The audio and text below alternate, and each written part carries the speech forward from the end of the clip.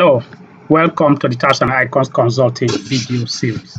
In this particular video, we're going to look at two things in Microsoft Excel: how to format cells that already have values, and then the use of the repeat function. My name is Dankaro Izuzu.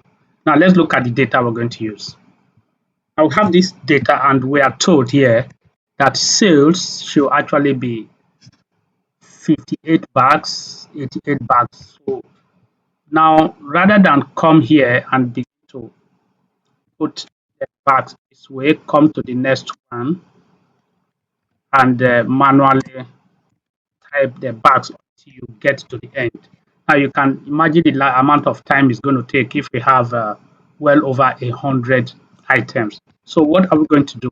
Highlight the whole of this one, go to the number formatting, which is the format cells category, move straight to custom. Under custom, select the first one, move here, take a space and type what you intend to have there. So I intend to have bags in that place.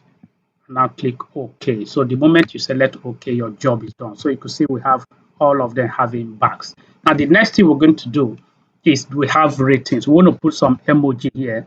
So this rating is 3, so I'm going to have 3 images here. This rating is 2, I intend to have 2 images here. So we can have the emojis, call the emojis up by using the repeat function. I'm going to say repeat.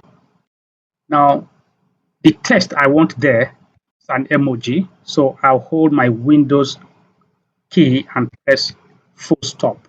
Windows full stop will bring me to this. I can actually search in this area, but I want to use this skull and crossbones, so I'm going to use it as my emoji. And then I take that, I take a comma, and it's asking me how many times do I want this emoji to appear. I want to appear the number of ratings. I hit my OK.